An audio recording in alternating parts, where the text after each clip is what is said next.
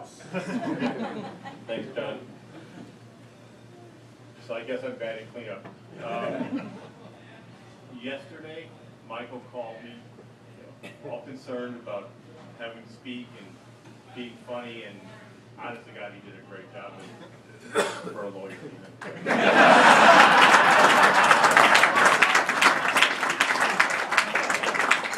I have no prepared remarks. I just couldn't think of. But John trumped me because he's known Steve for 48 years. I met Steve when I was 10. And when he started dating my sister. Is he scary back then too? Yeah, it was. So I'm going to try and tell stories in chronological order.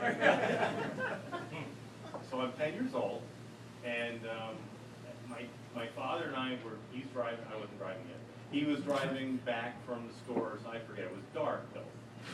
And for some reason, he drives past the house, and I go, where are we going? And he said, gonna look for your sister. Okay, so mascot also there's a dirt road called Wolf Road, and Steve is very smart, but he went parking with my sister a quarter mile from our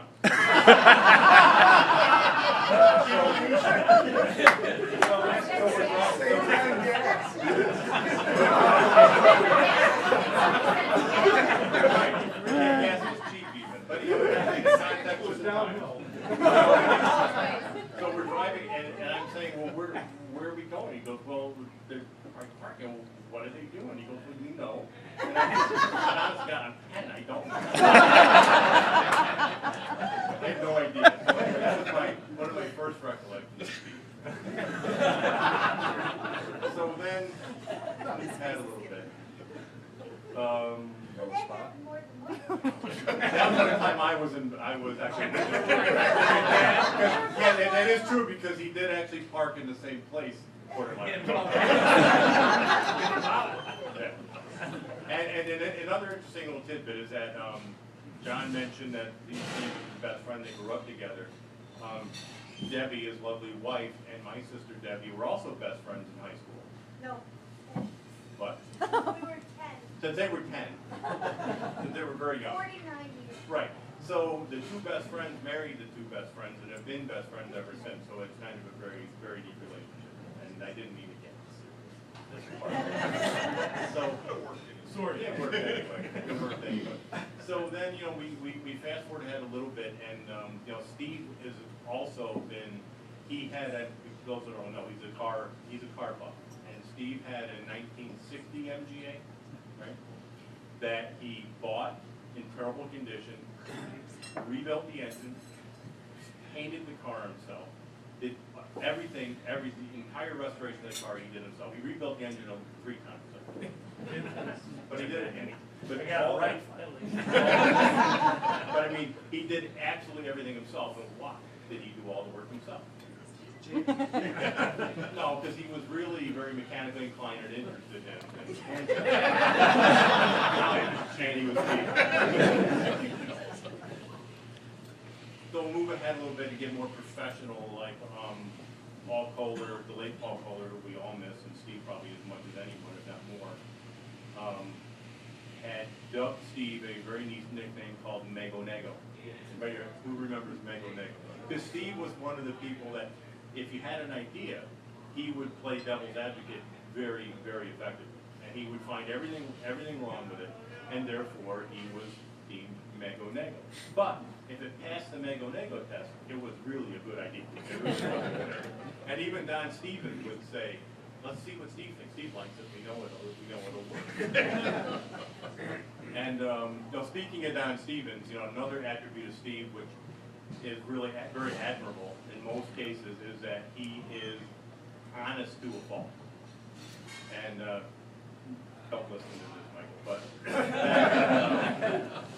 we were dealing with some invention. We were thinking about that, and Steve.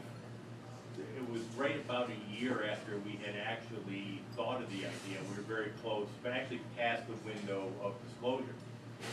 And it was still a good idea. I still wanted to patent it. Don wanted to patent it.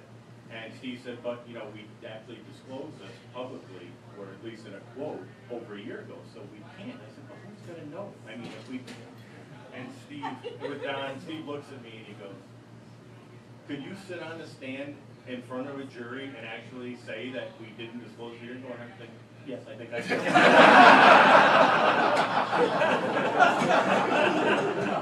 Steve, of course, could. He would, you know, I can't do that. But no, he is honest. He is honest, and it's a very, very positive attribute.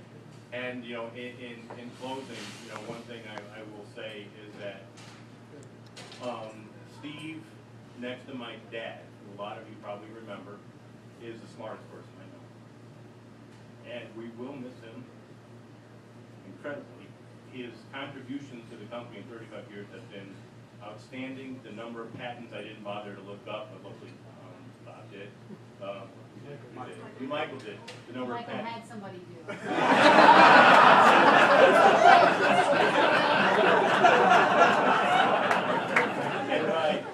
And by saying next to my dad, he's the smartest person I know, is no slight against Steve. And I'm sure people realize that's what I mean. And we will miss him terribly. He's been an incredible contributor to the company. Unlike most of you, I will get to see Steve in his retirement most of the time, and a lot of the time we'll spend a lot of time fishing with him. As Chet said, he's an avid fisherman. He's not particularly good at it, but maybe over the course of the time, he'll get better at it.